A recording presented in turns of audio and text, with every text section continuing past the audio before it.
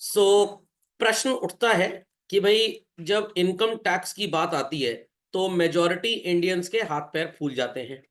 क्यों फूल जाते हैं सर मेजॉरिटी इंडियंस के हाथ पैर? क्योंकि भाई मैक्सिमम लोगों को बड़ा डर लगता है कि भाई टैक्स है, पता नहीं क्या है, एकदम हवा है।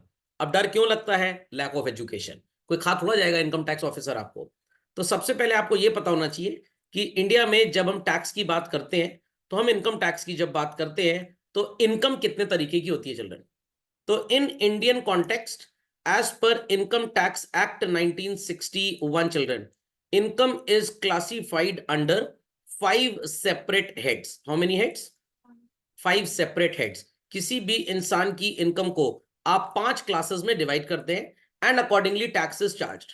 तो सबसे पहली जो इनकम होती है that is called as children income from salary. So whensoever a person has a relationship with somebody and that relationship is of master and servant, the amount which is given to the servant is called as salary. समझ में आ गई बात? तो अगर आप किसी company में job कर रहे हैं, किसी बिजनेस हाउस में जॉब कर रहे हैं, तो रिलेशनशिप आपका मास्टर और सर्वेंट का एम्प्लॉयर के साथ रहेगा हमेशा। Employer is a master and we are the servant. और जो भी हमको रेम्यूनरेशन मिलेगा that is known as what? Salary basically. Thereafter अगर आपका घर है चिल्ड्रन, और अगर आपने अपने घर में सो कॉल्ड किराएदार रखा है and it is for the residential purpose, ध्यान दीजिएगा मेरी बात पे, फॉर द रेजिडेंशियल पर्पस। मेरा घर है, मैंने एक ऑफिस को किराए पे दे दिया और मेरे को 25,000 रुपए महीना मिलता है, ये मेरी इनकम फ्रॉम हाउस प्रॉपर्टी नहीं होगी बच्चों। इनकम फ्रॉम हाउस प्रॉपर्टी तब होगी when I have given the house to somebody for residential purpose, रहने के लिए दिया है। तो आप अपनी बिल्डिंग में कोई ऑफिस खोल दें और 1 लाख रुपए महीना उससे किराया लें, that is income from business, वो हाउस प्रॉपर्टी नहीं माना जाता। हाउस प्रॉपर्टी बच्चों तभी होगा when it is for residential purpose. खोपड़े में बात गई कि नहीं गई? देयर आफ्टर चिल्ड्रन कोई जायदाद बेची और पैसा कमाया, it is known as capital gains. अगर 12 महीने से कम वो जायदाद रखी थी और बेच दी और गेन हो गया तो इट इज शॉर्ट टर्म, और 12 महीने से ज्यादा रखी और बेच दी तो लॉन्ग टर्म। ये मैंने आधी बात आपको बताई है। सिक्योरिटीज के केस में ऐसा होता है, shares, mutual funds, debentures, bonds and all that. 12 month से कम में खरीद के बेच दिया तो शॉर्ट टर्म, और 12 मंथ्स के बाद बेचा तो long term. Land and building, plant and machinery, furniture fittings, ये सिक्योरिटीज नहीं है। यहां पे 36 मंथ्स के अंदर अगर बेच दिया तो शॉर्ट टर्म होगा, और 36 महीने के बाद बेचा तो लॉन्ग टर्म हो जाएगा। Is that understood well? तो सर टैक्स कैसे लगता है बताऊंगा, परेशान मत होइए। If you are a lawyer, if you are a doctor, आपकी प्राइवेट प्रैक्टिस है, तो इसको बोलते हैं प्रोफेशनल इनकम। और अगर आप कोई बिजनेस कर रहे हैं तो उससे आपको प्रॉफिट हुआ, that is known as business income. तो इसके लिए एक हेड है children, PGBP. Please repeat after me, PGBP, profits and gains from business और प्रोफेशन। तो अगर कोई डॉक्टर किसी हॉस्पिटल में नौकरी कर रहा है, सपोज मेरा हॉस्पिटल है और मैंने मिस्टर एक्स को बोला कि भाई 5 लाख रुपए महीना सैलरी दूंगा, जितने ऑपरेशन सर्जरी आएंगे सब करने हैं तुमको, तो he is getting salary. But mister Y कह रहा है मैं पर ऑपरेशन के बेसिस पे हॉस्पिटल में विजिट करूंगा, पूरे दिन भर के लिए मैं नहीं टिकूंगा। तो जब ऑपरेशन होता है हम एक दिन पहले बता देते हैं, अगले दिन मिस्टर जेड चले आते हैं। साल भर में हमने मिस्टर जेड को 1 करोड़ रुपए दे दिए, तो ये बच्चों सैलरी नहीं होगी, क्योंकि इन्होंने कॉन्ट्रैक्ट ऑफ एम्प्लॉयमेंट हमारे साथ साइन नहीं किया। जब ऑपरेशन होता है वी कॉल देम, नहीं होता तो वी डू नॉट कॉल। तो दोनों डॉक्टर्स को आपने 1-1 करोड़ दिया, जिसके साथ कॉन्ट्रैक्ट ऑफ एम्प्लॉयमेंट है उसको मिलने वाला पैसा सैलरी। और जो ऑपरेशन हुआ तो कॉल कर लिया, नहीं तो नहीं कॉल किया, that is called as professional income. अब आप कहेंगे सर इस पे फर्क क्या होता है? सैलरी में जितने पैसे आपको मिलेंगे आपके मालिक से, 50,000 रुपए छोड़ के माइनस जो आपने इन्वेस्टमेंट्स किए, सब पे टैक्स देना है। बट ये जो प्रोफेशनल इनकम है, जो मिस्टर जेड डॉक्टर हैं जिनको ऑपरेशन होते टाइम बुलाते हैं, बाद में नहीं बुलाते हम, ये अपने आने जाने के हॉस्पिटल के खर्चे, अपने और एक्सपेंसेस भी अपनी इनकम में से लेस कर सकते हैं। बट जिसको सैलरी मिलती है वो सिर्फ 50,000 रुपए which is called as standard deduction, और जो सर्टिफाइड इन्वेस्टमेंट्स हैं बस वहीं पे छूट है और कहीं छूट नहीं है। एंड देयर आफ्टर चिल्ड्रन जो इनकम्स इन चारों हेड्स में कहीं पे भी नहीं आती, they are classified as what? Income from other sources. Sir इसमें क्या आएगा? अब जैसे मान लीजिए कि भाई मैं अगर कहीं जॉब कर रहा हूं तो मेरे को मेरे एम्प्लॉयर से पैसा मिल रहा है, that is known as what? Salary. मेरे घर पे किराएदार रह रहा है, इनकम जो रही है दैट इज हाउस प्रॉपर्टी। कोई मेरा एंसेस्ट्रल लैंड था, मैंने उसको बेच दिया, कोई शेयर्स वगैरह मैंने खरीदे थे बेच दिए, that is capital gain. Got it clear? और अगर मैं लेक्चर्स डिलीवर कर रहा हूं, people are paying me money, it is income from profession. और इसके अलावा मेरे को बैंक से इंटरेस्ट मिलता है, शेयर्स पे डिविडेंड मिलेगा, समझ में आ गया? This is called as income from other sources. Sir tax किस इंसान को देना पड़ता है? हर इंसान को देना पड़ता है। समझ में आ गया? अब यहां पे पर्सन का मतलब फिजिकल लीगल पर्सन दोनों होते हैं। कहने का मतलब हम और आप जो पैदा होते हैं नेचुरल पर्सन बोले जाते हैं, but partnership organization is a legal person. Sole proprietorship business is a legal person. Sole proprietor के बेसिस पे तो ओनरी टैक्स देगा। Joint stock company Reliance Industries Limited के डायरेक्टर है मुकेश अंबानी, तो मुकेश अंबानी को जो वहां से फीस और सैलरी मिल रही है वो उस पर टैक्स देंगे, प्लस कंपनी का जो अपना नेट प्रॉफिट है उस पर भी उनको टैक्स देना पड़ेगा। Is that clear? तो नेचुरल पर्सन और लीगल पर्सन दोनों को टैक्स देना पड़ता है। ये सब क्या होता है? लॉ की कहानी है, टैक्स प्लानिंग का हिस्सा नहीं है। इतनी बात सबको समझ में आ गई? तो पहले ये क्लियर हो गया what are the type of incomes. चलिए, तो बच्चों तीन बातें हैं जो हमने लास्ट लेक्चर में टॉक ऑफ किया था। First is called as an legal but immoral thing, that is tax avoidance. Legal है बट इमोरल है। आई रिपीट, लीगल है बट इमोरल है। सर कैसे? Mister A is in a job somewhere और इनकी अपने एम्प्लॉयर से बड़ी अच्छी सेटिंग थी। इनकी सैलरी है 25 लाख रुपए पर एनम। इन्होंने कहा एक काम करो, मेरा ब्रदर है ए बी, वाइफ है डब्ल्यू ए, और मेरी एक सिस्टर है ए एस, एक और एस मत जोड़ दीजिएगा। Got it clear? और मैं हूं, चार लोग हैं, तो 6 लाख रुपए मेरे को सैलरी दे दो, 6 लाख इसको दे दो, 6 लाख इसको दे दो, 7 लाख इसको दे दो। Is that clear? Her person के बीच में हमने इनकम को अप्रोप्रिएट कर दिया, और हर इंसान जब अपनी टैक्स सेविंग इन्वेस्टमेंट्स कर लेगा तो सरकार को इस परिवार से जो टैक्स मिलेगा children, that would be zero. कितना मिलेगा टैक्स? जीरो। ऐसा क्यों सर? 6-6 7-7 लाख रुपए मिल रहा है, 1-1 लाख रुपए भी कहीं ना कहीं अगर डिपॉजिट कर देंगे चिल्ड्रन, तो जो इनको टैक्स मिलेगा that would be zero to the government, जो इनसे टैक्स मिलेगा। बट अगर ये 25 लाख रुपए सिर्फ अपनी इनकम दिखाए तो इसको कम से कम चिल्ड्रन, आप सबको पता है कैसे टैक्स कैलकुलेट होता है, 0 से लेकर 2.5 लाख तक की इनकम एग्जेम्प्ट फ्रॉम टैक्स रहती है। 2.5 लाख से 5 लाख तक की इनकम पे 5% का टैक्स है, 5 लाख से 10 लाख की इनकम पे 20% का टैक्स, और 10 लाख से ऊपर 25 लाख 15 लाख की इनकम पे 30%। तो ये 30% हो गया 4.5 लाख रुपए। और 10 लाख के अंदर वाली इनकम पे टैक्स है 1,12,500। टोटल टैक्स कितना बना चिल्ड्रन? 5,62,500। मान लीजिए कुछ टैक्स सेविंग इन्वेस्टमेंट्स वगैरह किए तो लगभग 5 लाख के आसपास टैक्स आ जाएगा इसका।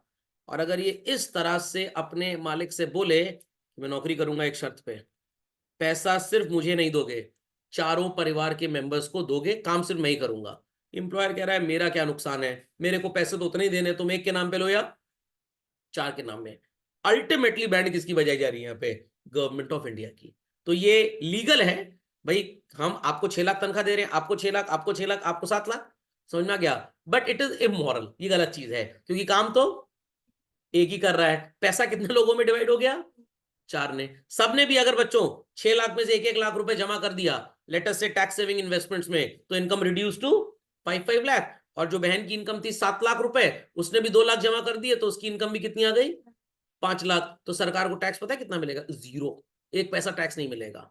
और अगर सिर्फ मिस्टर ए अपनी 25 लाख रुपए की इनकम में इन्वेस्टमेंट्स करें, तो क्या क्या इन्वेस्टमेंट्स होंगे एट मैक्स में बता रहा हूं चिल्ड्रन आपको। National pension scheme, standard deduction, public provident fund and mediclaim. NPS में मैक्सिमम 50,000 रुपए, स्टैंडर्ड डिडक्शन स्टैंडर्ड है 50,000, 1.5 लाख रुपए प्रोविडेंट फंड। एनपीएस में वैसे 2 लाख जमा होता है, बट अगर आप 80C का प्रोविडेंट फंड का 1.5 लाख का एडवांटेज ले चुके हैं तो आप एनपीएस में टैक्स सेविंग के लिए सिर्फ 50 जमा कर सकते हैं। सर अगर जमा ज्यादा कर दिया तो? आज जमा तो हो जाएगा, 1 महीने बाद पैसा वापस आ जाएगा तुम्हारा, जब वो कंप्यूटर मैच करेगा कि आपने वहां पे भी बेनिफिट लिया हुआ है। और उसके बाद मेडिक्लेम मैक्सिमम 25,000, अगर आप 60 साल से कम के हैं तो, सीनियर सिटीजन है तो 50 तक जाता है। तो जोड़ लो बच्चों, 2.5 2,75 लेस हो गया, 25 लाख में 2,75 लेस हो गया तो कितना बचा? 22-25। 22,25,000। ठीक है, अब 22,25,000 में टैक्स कितना बनेगा?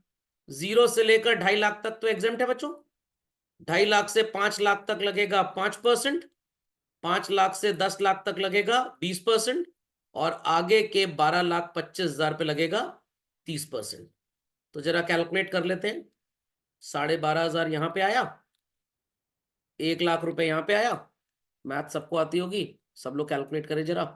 12,25,000 का 30%, 3,67,500 प्लस 1,12,500, 4,80,000 तो टैक्स बना चल रहा है। गरीब बच्चों को भी आप ही को पढ़ाना है। 4% का ईसेस 19,200। तो टोटल अमाउंट जो आपको सरकार के सामने मत्था टेकना होगा वो हो जाएगा चिल्ड्रन 4,99,200 रुपीज का। सुनाई पड़ रही है बात? इतना पैसा टैक्स का आपको सरकार को देना है। मैक्सिमम आप कितना भी सेविंग कर लें, इससे ऊपर आपकी बचत हो ही नहीं सकती अगर आप सैलरीड पर्सन है तो। आई रिपीट, सैलरीड पर्सन है तो। और यहां पे हम क्योंकि फाइनेंशियल लिटरेसी पढ़ रहे हैं तो हम सैलरीड पर्सन की ही बात करेंगे। बिजनेसमैन है भाई तो नौकर की सैलरी वगैरह भी अपने प्रॉफिट एंड लॉस अकाउंट में लिख के लेस की जा सकती है, तो वो सब कोई बड़ी चीज नहीं है। तो बिजनेसमैन ज्यादा टैक्स बचा सकते हैं। आई रिपीट, बिजनेसमैन ज्यादा टैक्स बचा सकते हैं। सैलरीड क्लास है, घर का राशन भी लाएंगे तो सैलरी में से थोड़ा घटेगा, बट बिजनेसमैन क्या करेगा, ऑफिस के नाम पे राशन मंगवा लेगा। तो खर्चा किसका माना जाएगा? ऑफिस का। नौकरों को दिया है राशन, राशन कहां जा रहा है? हमारे घर पे। और बिल किसका लिया? एक्स एंटरप्राइजेस के नौकरों के लिए राशन है। तो वहां बिजनेसमैन को तो बहुत फायदा होता है टैक्स बचत में। तो इज दैट अंडरस्टूड? तो 5 लोगों के बीच में अगर ये इनकम अप्रोप्रिएट हो जाए बच्चों, टैक्स कितना मिलेगा सरकार को? 0। सब में 50,000 का स्टैंडर्ड डिडक्शन, सब लोग 1,50,000 एंड ऑल दैट के डिडक्शन क्लेम कर सकते हैं। और अगर ये कहानी हो गई तो सरकार की बैंड बच जाएगी। समझ में आया कि नहीं आया? तो ये इमोरल है बट इलीगल नहीं है। समझ में आ गया? पेनल्टी होगी आपको, जेल शायद हो जाए। Is that clear? तो इसे क्या बोलते हैं बच्चों? Tax avoidance. कभी भी मत करिएगा इसको, और करिएगा तो भाई किसी को बताइएगा मत, क्योंकि अगर सरकार ने पकड़ लिया तो फिर व्हाट्सएप स्टेटस लगाना पड़ेगा, लाइफ पिस्ड ऑफ, क्योंकि जेल में चक्की पीस रहे होंगे। समझ में आ गया? चलिए, तो ये तो था कि भाई जेल हो भी सकती है और नहीं भी हो सकती। अब पक्का जेल भेजने का इंतजाम कराते हैं आपको। पक्का जहां जेल होगी होगी, कोई रोक सकता ही नहीं। तो I hope so everybody understood what is tax avoidance children. अपनी इनकम को अप्रोप्रिएट करके दिखाना। जैसे बेनामी ट्रांजैक्शन होते हैं, प्रॉपर्टी में पैसा तो आपका लगा है बट खरीदी किसी और के नाम पे गई है, तो उसका किराया भी उसी इंसान की इनकम माना जाएगा। तो यहां पे अगर गवर्नमेंट पकड़ लेगी तो laws are strict these days children. Second, which should never be done, क्या बोलते हैं इसको? Tax evasion. पैसा कमाया, आईटीआर इनकम टैक्स रिटर्न ही नहीं फाइल की। पहले लोग बचा लेते थे, बट अब आपका एम्प्लॉयर रिपोर्ट करेगा गवर्नमेंट को, तो आप आज नहीं तो कल नोटिस वहां से प्राप्त कर ही लेंगे। बार बार नोटिस आ रहे हैं टैक्स ऑफिस से but you are not responding to them, police आपके घर आ जाएगी और पूरे मोहल्ले में शान बढ़ जाएगी, पू पू पू पू करते हुए गाड़ी में बैठा के आपको ले जाया जाएगा। What it and the what is legal and moral thing is children tax planning. What it clear? तो अंडर सेक्शन 80C से लेकर 80U तक चिल्ड्रन आपके पास प्लान्स होते हैं टैक्स बचाने के लिए। 3 बातें याद रखिएगा, बड़ा कंफ्यूजिंग कॉन्सेप्ट होता है। कुछ चीजें ऐसी होती हैं बच्चों जो आपकी इनकम में ऐड ही नहीं होती बट पैसे आपको मिलते हैं। जैसे sir, suppose you are the high court जज और सुप्रीम कोर्ट जज, और आपको 5,000 रुपए महीना मिल रहा है घर से ऑफिस, मतलब हाई कोर्ट से अपने घर और घर से अपने हाई कोर्ट आने जाने के लिए ट्रांसपोर्ट अलाउंस, तो ये आपकी इनकम में ऐड नहीं होगा। इसे बोलते हैं एग्जेम्पशन। क्या बोलते हैं इसको? एग्जेम्पशन। वो चीज जो पहले इनकम में ऐड हो और बाद में लेस हो जाए, that is known as deduction. तो हम डिडक्शंस की ही बात करते हैं बेसिकली अंडर सेक्शन 80C से 80U of the income tax act. बहुत कुछ लिखा है, बहुत कुछ। ग्रेजुएशन में जब आप इनकम टैक्स पढ़ेंगे तो these things would be taught to you. And thereafter children there is a concept कि जितना आपका टैक्स का अमाउंट बना, अभी हमने बनाया था ना 4,99,200, इसमें भी गवर्नमेंट मेनी टाइम्स आपको रिडक्शन दे देती है। That is known as what? Rebate. तो what is not getting included in your income is exemption, what was included and thereafter subtracted is deduction. और जो टैक्स का अमाउंट है, I repeat, income का amount नहीं बच्चों, किसका amount? Tax का अमाउंट, उसमें जो लेस हुआ that is known as rebate basically. तो मान लीजिए there is a person mister Z, इसकी साल भर की इनकम 4,80,000 है, बस 40,000 रुपए महीना। तो 0 से लेकर 2.5 लाख तक की इनकम पे there is no tax. 2.5 lakh से लेकर 4,80,000 तक की इनकम पे कितना टैक्स लगेगा? 5%। तो डिफरेंस बच्चों 2,80,000 आया। 2,80,000 का 10% होता है 28,000, सॉरी 2,30,000, सॉरी 2,30,000, 10% होता है 23,000 और 5% हो गया 11,500।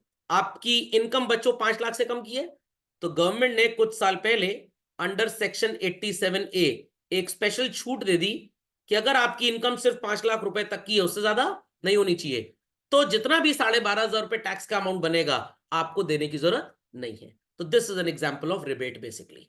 तो वैसे तो रिबेट बहुत जगह अप्लाई होता है, बट आपके लेवल पे आपको बस एक ही एग्जाम्पल में समझा सकता हूँ भैया। समझ में आ गया? तो 80C से 80U चिल्ड्रन, प्रोविडेंट फंड में मैक्सिमम आप 1.5 लाख रुपए जमा कर सकते हैं, इससे ज्यादा पैसा आप जमा कर ही नहीं सकते, और जिस पूरे 1.5 लाख पे आपको छूट मिल जाएगी। तो if somebody is earning 6.5 lakh rupees, 1.5 lakh रुपए उसने प्रोविडेंट फंड में जमा कर दिया, कितना बचा? 5 लाख। 50,000 का तो सैलरी पे स्टैंडर्ड डिडक्शन है, तो कितना बचेगा उसको माइनस करने के बाद? 4.5 लाख।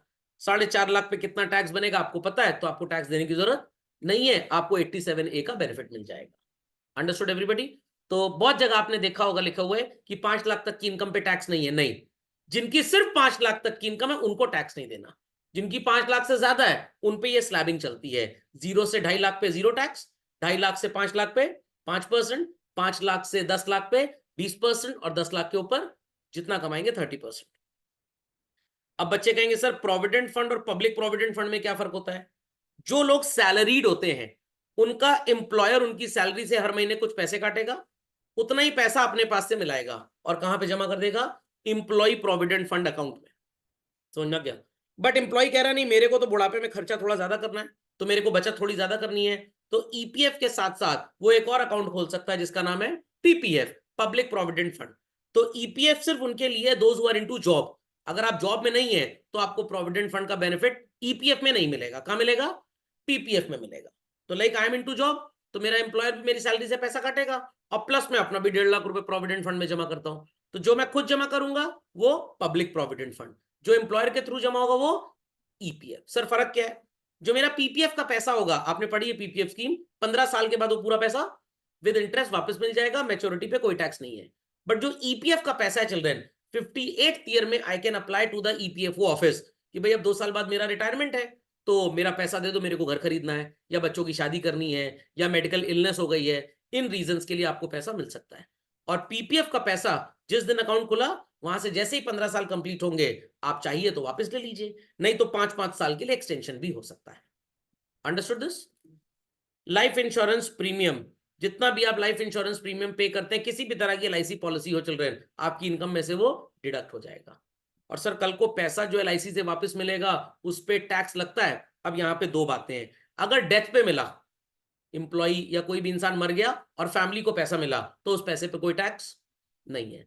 बट अगर डेथ नहीं हुई बच्चों, बहुत इंपॉर्टेंट चीज बोलने जा रहा हूं, बहुत इंपॉर्टेंट चीज बोलने जा रहा हूं चिल्ड्रन, अगर डेथ नहीं हुई, इंसान जिंदा है और एलआईसी का पैसा आपको मिल रहा है, बहुत ध्यान से सुनिएगा, 2008 के आसपास गवर्नमेंट ने रूल चेंज किया था कुछ पॉलिसीज के लिए, और वो रूल कुछ ऐसा था, क्योंकि मैं इसका भुक्तभोगी हूं, मैंने एक पॉलिसी ली थी जिसका एनुअल प्रीमियम 5 साल तक मेरे को देना था अराउंड 52,400 समथिंग।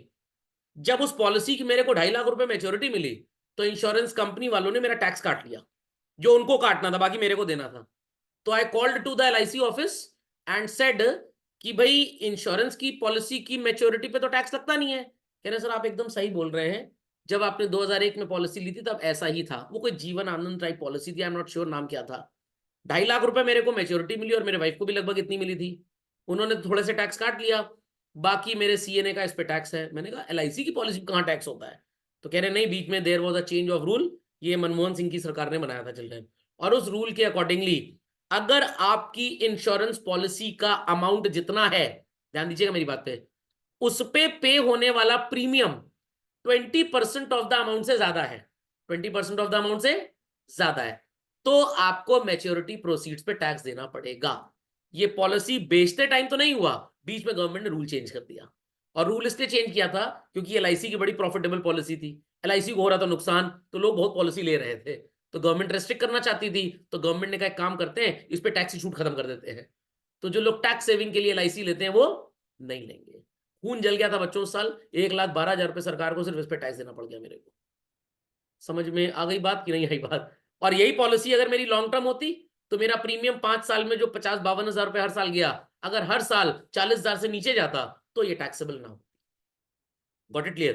तो सोचिए ज्ञाता लोगों से भी गलती हो जाती, बट ये मेरी गलती नहीं थी। तो when I talk to the LIC officer I said madam ये तो चोरी की सरकार ने। कह रही सर हम क्या बोले क्योंकि रिकॉर्डेड लाइन पे भी बात कर रही थी मेरे से, बोलेंगे तो नहीं सरकार चोर है।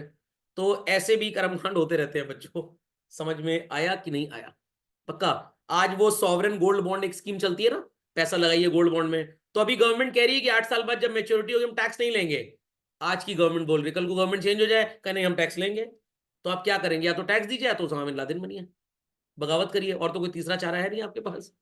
समझ में आया कि नहीं आया? तो मैं भुक्त भोगी हूं इस चीज का। तो मैं सब लोग कहता हूँ भैया टर्म प्लान के अलावा कोई इंश्योरेंस लेना ना।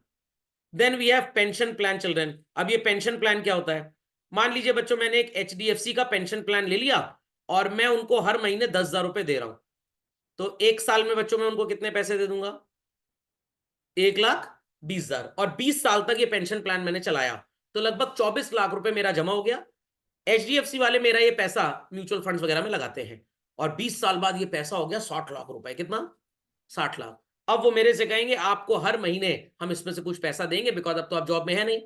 तो 60 लाख में से हम मान लीजिए 8% से ज्यादा विड्रॉ, मतलब 9% से ऊपर आप विड्रॉ नहीं कर सकते SW plan of mutual fund में। यहाँ पे भी वही है।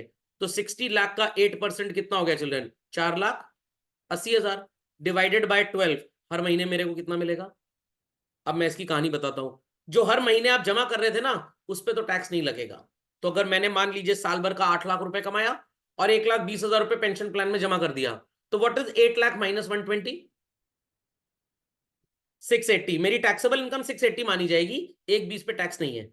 बट कल को जब मेरे रिटायरमेंट में मेरे को हर महीने 40,000 की पेंशन मिलेगी, इस पे टैक्स लगेगा। इस पे टैक्स लगेगा। क्यों लगेगा सर? पेंशन पे भी टैक्स लग रहा है। अगर मैं गवर्नमेंट एम्प्लॉय होता और मेरे को एम्प्लॉय प्रोविडेंट फंड ऑफिस से पेंशन मिलती तो उस पर टैक्स ना लगता। अगर आप नॉन गवर्नमेंट एम्प्लॉय हैं, हर तरीके की पेंशन पे टैक्स लगता है। गवर्नमेंट एम्प्लॉयज को कुछ अमाउंट ऑफ पेंशन पे टैक्स एग्जेम्प्ट है, कुछ पे चिल्ड्रन, सब पे नहीं होता। What it clear? सर ये क्या होता है? मैं गवर्नमेंट एम्प्लॉय था, यूनिवर्सिटी प्रोफेसर मान लीजिए, रिटायरमेंट के टाइम पे मेरे EPFO में 1.5 करोड़ रुपए पड़ा है। मैंने 40 लाख रुपए उनसे एक मुश्त ले लिया घर खरीदने के लिए, और बाकी 1,10,00,000 की पेंशन बन गई हर महीने। तो जो हर महीने पेंशन मिलेगी वो टैक्सेबल होगी। बट जो 40 लाख रुपए लमसम लिया, इसको बोलते हैं कम्यूटेड पेंशन। इस पे टैक्स गवर्नमेंट एम्प्लॉई है तो नहीं लगेगा, नॉन गवर्नमेंट है तो महीने वाले पे भी लगेगा और लमसम पे भी लगेगा। ठीक, गवर्नमेंट एम्प्लॉय का जो लमसम होता है वो एग्जेम्प्ट होता है, बट जो हर महीने वाला उस पर तो सबको देना है। Is that understood? Equity linked saving scheme ये क्या होती है sir?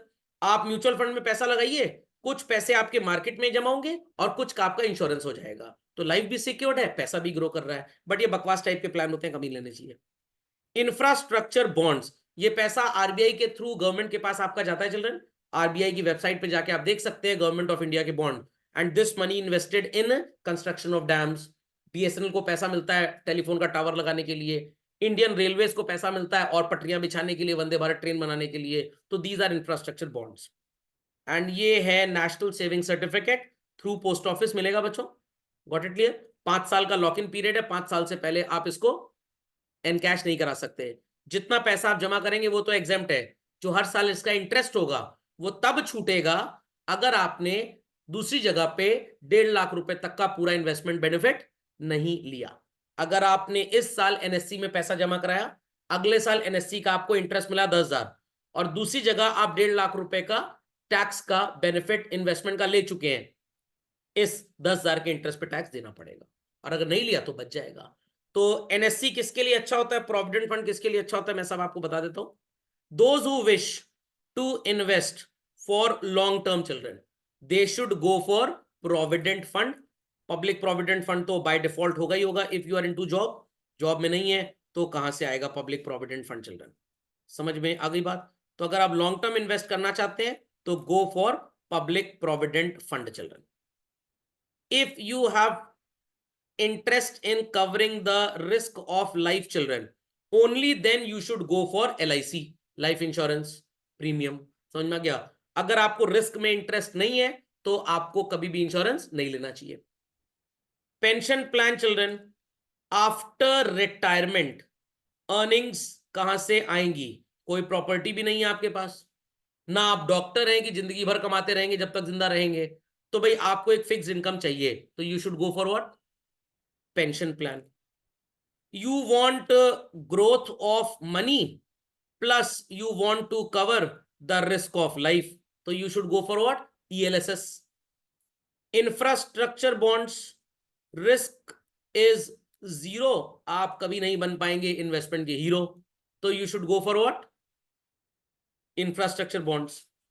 Short term medium term investment करना चाहते हैं, टैक्स की सेविंग भी करना चाहते हैं, थोड़े कम रेट ऑफ इंटरेस्ट में खुश रहना चाहते हैं, रिस्क फ्री रहना चाहते हैं, सर एक बात बोल दीजिए ना मक्खी सिंह पांडे हम, तो go for national saving certificate. तो कौन सा किसके लिए काम आएगा, सबको बात समझ में आ गई चलन? तो हर तरह का investment is suitable for different type of people. Logic understood well? Logic understood well. तो प्रोविडेंट फंड तो मैं इसलिए बोलता हूं क्योंकि इसका जो इंटरेस्ट भी होता है उस पर टैक्स नहीं लगता, तो प्रोविडेंट फंड इस महीने में बहुत अच्छा है. ओके, चलिए, तो बातें सबको समझ में आ गई चिल्ड्रन? इसके अलावा 80D है चिल्ड्रन, जहां पे आप यहाँ पे लिमिट 1 लाख लिखिए क्योंकि पुराना टेक्स्ट है, अब ये 1.5 लाख हो चुकी है. और ये लिखा हुआ है डिडक्शन 30,000, 30 नहीं है बच्चों, ये 25,000 है. सीनियर सिटीजन के लिए 50,000 हो चुका है. What it. इसके अलावा कुछ लोग बोलेंगे सर वो हमारे पड़ोस में ना एक शर्मा अंकल रहते हैं, उन्होंने होम लोन लिया हुआ है, तो प्रिंसिपल पे भी छूट है चिल्ड्रन, और जो इंटरेस्ट है इस पे भी छूट है. समझ में आ गया? प्रिंसिपल में जो छूट है वो 80C, वो जो 1.5 लाख वाली छूट बताई थी ना, इन सबको मिला के बच्चों, आई रिपीट चिल्ड्रन, इन सबको मिला के मैक्सिमम अमाउंट जो आप इन्वेस्ट कर सकते हैं इट इज हाउ मच? 1.5. ये नहीं कि सब में 1.5 लाख इन्वेस्ट कर दो, सरकार का ही रुलाओगे क्या आप? तो सब मिला के 1.5 लाख रुपए होना चाहिए. इवन आपके पापा मम्मी जो आपकी स्कूल की फीस देते हैं उसमें जो ट्यूशन फीस का एलिमेंट होता है वो भी 80C के अंदर आ जाता है. What it. और होम लोन जो है उसका जो प्रिंसिपल अमाउंट है that comes in 80C, interest अलग से है. समझ में आ गई बात? तो होम लोन पे भी बेनिफिट मिल जाता है आपको. Understood everybody children? कैसे इन्वेस्टमेंट कर रहे हैं तो आसान चीज है, सबको पता है. क्या चाहिए सबसे पहले? Pan card. 1 अप्रैल 2001 के बाद ये कंपलसरी हो गया, पहले नहीं था. देन आपको ड्राइविंग लाइसेंस या पासपोर्ट चाहिए. ये सर किस लिए चाहिए? Residential proof. और पासपोर्ट से बड़ा रेजिडेंशियल प्रूफ कोई होता ही नहीं है. What it. पर्सनल आइडेंटिफिकेशन का भी काम कर देगा. सर रेजिडेंशियल इंफॉर्मेशन का काम ड्राइविंग लाइसेंस कैसे करेगा? ड्राइविंग लाइसेंस रेजिडेंशियल इंफॉर्मेशन का काम नहीं करेगा, but there are certain states जिन्होंने अब इंडिया में स्टार्ट कर दिया है, वो डीएल पे आपके घर का एड्रेस भी डाल देते हैं कि लड़ो भिड़ो तो पता लग जाए कहां रहते हो कम से कम. तो अगर आपके डीएल पे घर का एड्रेस है चिल्ड्रन, तब तो वो एड्रेस प्रूफ का काम कर जाएगा, एल्स नहीं करेगा. और हम तो इन दोनों के लिए आजकल कौन सा कार्ड यूज करते हैं चिल्ड्रन?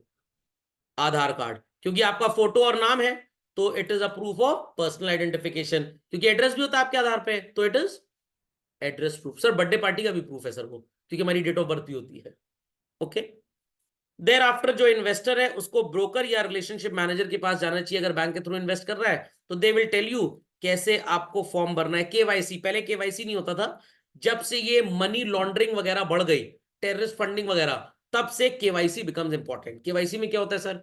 नॉर्मल फॉर्म जिसमें आपकी सारी डिटेल्स होती हैं. अगर आपका बैंक में कोई अकाउंट और आपने 6 महीने से ज्यादा उसको ऑपरेट नहीं किया तो आपका account sleep mode, dormant mode में चला जाता है. और फिर बैंक कहेगा फोटो लाइए, आधार और पैन की कॉपी जमा करिए और एक फॉर्म भर दीजिए जिसमें पर्सनल इंफॉर्मेशन लिखिए, your account will get reactivated. Got it. तो KYC becomes compulsory. Thereafter, because आजकल shares and mutual funds digitally आपको मिलते हैं, तो आपको एक और अकाउंट खुलवाना पड़ेगा, that is known as demat account. Sir ये क्या होता है? Clearing bank account. अगर आप म्यूचुअल फंड्स या स्टॉक्स में इन्वेस्ट करते हैं तो एक ऐसे बैंक में आपका अकाउंट होना चाहिए जिसका एक्सेस टू स्टॉक मार्केट हो. I repeat, access to stock market हो. अब गांव में कोई रह रहा है, वहां एसबीआई का ग्रामीण शाखा है, तो वहां पे एक्सेस टू स्टॉक मार्केट नहीं होगा, तो वहां पे इस तरह का अकाउंट नहीं खुल सकता. Is that clear? बाकी सिटीज में तो जितने भी बैंक्स होते हैं चिल्ड्रन, आपका नॉर्मल सेविंग बैंक जो भी होगा वो क्लियरिंग बैंक होता है बाय डिफॉल्ट.